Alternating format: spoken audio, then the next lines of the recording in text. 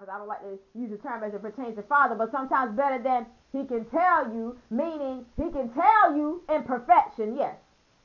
But he can show you in perfection, yes. And then sometimes it's when God acts physically on people instead of speaking to people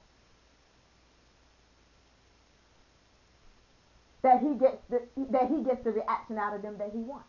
Because you can warn people about the words of the Bible all day long. God can talk to you about his word all day long with his mouth. And even though that's 100% good, but when he starts sending fire out of heaven and tornadoes and tsunamis and all of this and floods and stuff and plagues and viruses, he had to show you. He had to show you. And that's how it is in our lives a lot of times. We look at certain people, we can say, you know what, I can show you better than I can tell you X, Y, Z, A, B, C, D. That's how it is sometimes, y'all. But God will always, I'm not going to say he'll always warn you in a dream, but I will say this, if he so chooses not to warn you about a certain situation or not to warn you about a certain individual, it's okay. It's still okay. You know why? Because he's already worked that thing out. Sometimes he chooses to give you a dream, and sometimes he chooses not to. Oh, I could tell y'all some things. Oh, my God. Lord have mercy, I could tell y'all some things. I'm telling you, the dreams that I had when I was a little child, my gosh, my gosh. As a little child. That's why you shouldn't ignore your children. When your children tell you things, they wake up from dreams, hey, come on now. You might not need to believe every dream, but you need to consider. I was going to say believe every dream, but no, you don't need to believe every dream, but you need to consider and reconsider if you don't. You need to try that dream by the Spirit. You need to be able to discern. Stop ignoring children when they tell you things. I'm telling you from a child's perspective. I'm telling you from the little girl that I once had in me. Because whoever we were as children, that person is still in us. You might be an 80-year-old man, but that little boy is still in you because you remember your life's experiences. You experienced it. It's just that you got older through the age of time, but your spirit, come on now. I'm talking to your spirit, not your flesh. Oh, I know some things. I knew some things as a child. You know how God will warn you when you're little children? You might not even understand the dream, but keep on living. Oh, my God, my gosh, my gosh. So then when you see it acted out, you don't have to be like, well, what? And acting all wild and wondering why you met this person. Come on, I'm talking to somebody out there. Why you met that person, why that person double-crossed you, who this is and who that is. You don't have to worry about it because God has already shown you about it. Oh, my gosh. Stop ignoring children if you're ignoring children. When they tell you what they dream, you better listen. And not only listen to theirs, you better listen to your own. And other people's as well. You got to discern by the Spirit whether or not it is prophetic or not. Whether or not if it's just something foolish. Because, see, God can give you a dream, but, see, the devil can give you a copycat dream, too. I believe. You got to agree with me, but I believe. Oh, I could tell you some things about that, too, but, hey. The devil can give you some disturbing dreams. Oh, my gosh.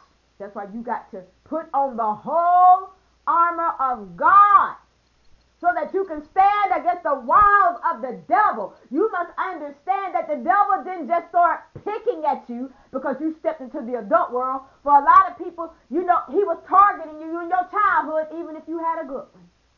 And then some kids had a bad childhood, so it was almost like the devil targeted you, and the things that he was targeting you about were made manifest in your childhood, whereas for other people, God chose for it not to be made manifest.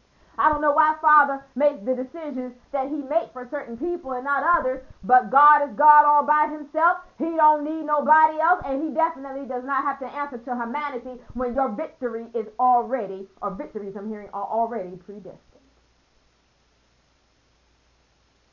It's almost like Father could say, as long as you come out on top, what does it matter? As long as I make a way out of no way, what does it matter? The attacks from the enemy. As long as I'm going to give you a new body, what does it matter? Yeah, of course it matters. I'm not trying to say God is insensitive, but I'm just saying when you know you are in full control of everything, God.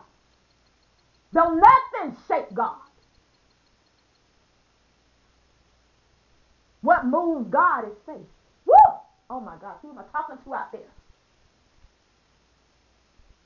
A lot of times with this world that we live in, they could be doing all sorts of things that, of course the Bible prophesied about, the saints prophesied about in the Bible and had dreams and stuff like that. And, when things happen and, we've got believers out there, we getting all bent out of shape. And I'm not saying there's anything wrong with that, because sometimes I can get all bent out of shape about the things I see in the world. But let me tell you something. When you are a God that knows it all, rule the land with all power in your hand. Let me tell you something. There's a God that knows it all. God don't have to shake. God don't have to tremble. God don't have to, stomp around the throne. God don't have to do none of that.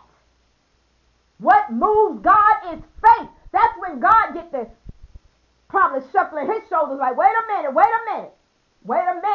That's somebody there that is walking by faith and not by sight.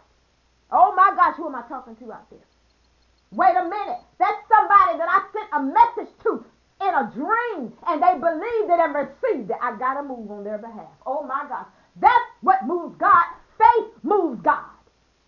That's why you cannot dismiss prophetic dreams, whether if it comes from a child or not. Out of the mouth of babes can I talk about it. You have to stop disregarding these children, and you need to stop disregarding yourself. When God warns you in a dream, you need to take heed. When God gives you a dream, and it may not be a warning, it may be something that is like prophetic as it pertains to something he's going to bless you with, you need to take heed on that too. So that means that no matter what you see going on around you, wait a minute. You can look at the devil and say, God's got me. And keep on moving. You might take a licking, but keep on ticking, okay? Because Satan going to come up to strike you. But just because you were cast down does not mean you are destroyed. Am I talking to somebody out there? Who am I talking to out there? The realization that I had already had knowledge of, because, like I said, y'all, I'm telling you, I've had so many spiritual experiences all throughout my life, even from my childhood. That's why I'm just like, you know what? When a lot of spiritual warfare had come up against me a while back, I already knew who to take it to. I already knew who to go talk to, Father, and just go talk to him just like I would, how I would talk to you guys. You know what I'm trying to say? Because he's real. He's real. We're spirits. We're not flesh. So when you go to talk to Father, you ain't going to see the flesh, but I tell you what, the Spirit is standing there listening. Oh, my gosh.